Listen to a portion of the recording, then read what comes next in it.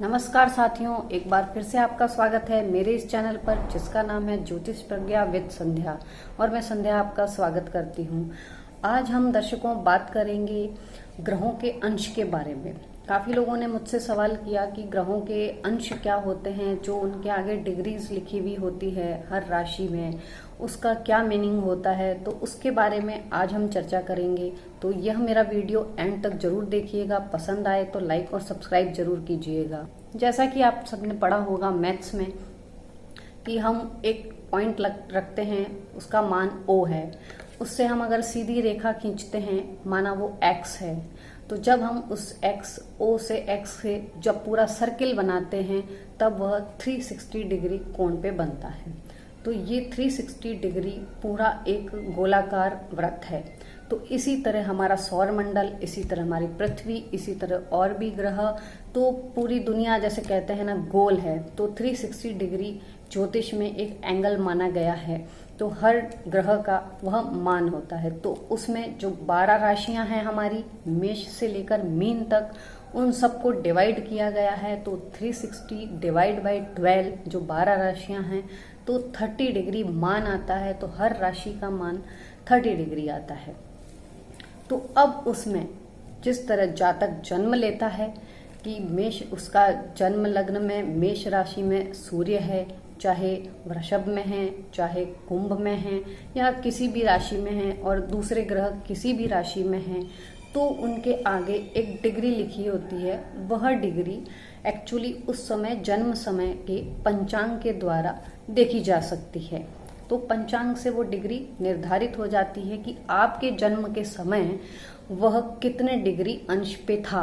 वह ग्रह जैसे सूर्य, आप पैदा हुए, मान लीजिए वो मेष राशि में है, तो वह कितने डिग्री अंश पर है। तो 0 से लेकर 30 डिग्री जो अंश होते हैं, उसमें अब मैं आपको बताना चाहूंगी कि जो 3 डिग्री से लेकर 9 डिग्री का अंश होता है वह किशोरावस्था होती है। 10 से 22 डिग्रीज जो होती है वह एकदम युवावस्था होती है। 23 से 28 तक थोड़ी ओल्ड एज होती है, वृद्धावस्था।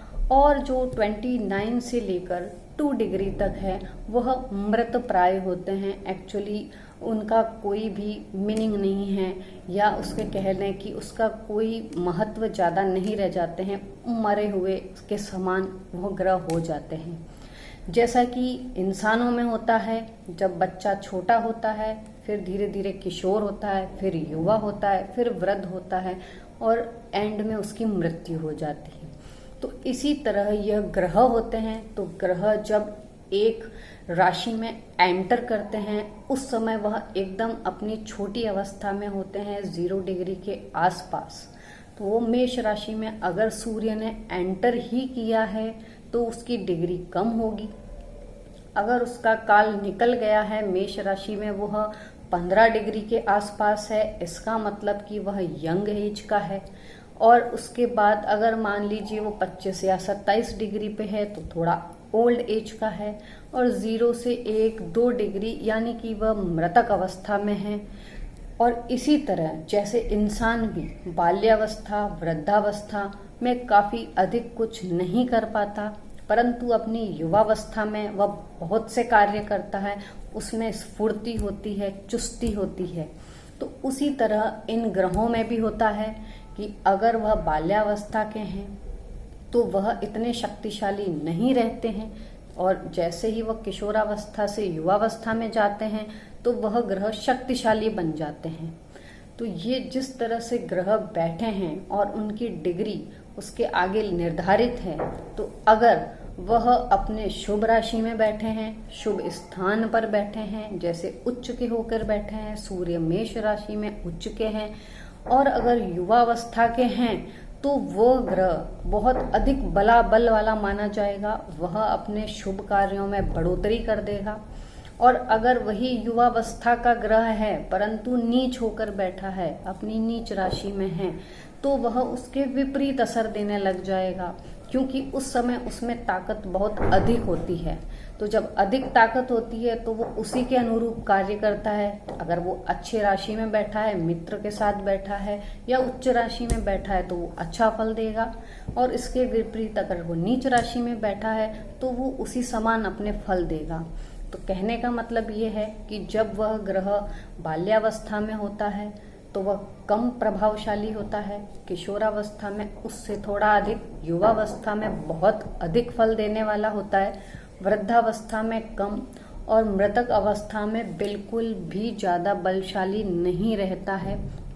तो ये इनकी डिग्रीज थी जो 0 से 30 डिग्रीज थी। जिस तरह इंसान की आयु के अकॉर्डिंग 0 से लेकर 120 डिग्री 0 से लेकर 120 वर्ष तक की जो आयु निर्धारित की है, उसी में हमने किशोरावस्था, बाल्यावस्था, युवावस्था, वृद्धावस्था, प्रौढ़ावस्था, ये सब कुछ डिसाइड किया हुआ है।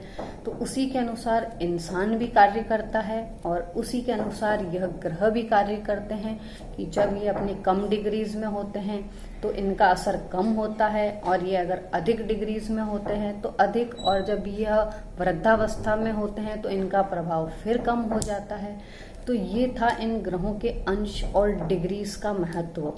तो अब आपको समझ में आ ही गया होगा कि जो ग्रह अगर शुभ अवस्था में हैं और अपनी अच्छी डिग्रीज में यंग अवस्था में बैठे हैं तो वो अपना शुभ फल देंगे, और अगर वह नीच राशि में बैठे हैं युवावस्था के तो वह उसके विपरीत फल देंगे। और इसी तरह अगर वह किशोरावस्था के हैं या वृद्धावस्था के हैं तो उनका फल अगर चाहे अच्छा हो चाहे बुरा हो, वह इतना प्रभावशाली नहीं रहेगा।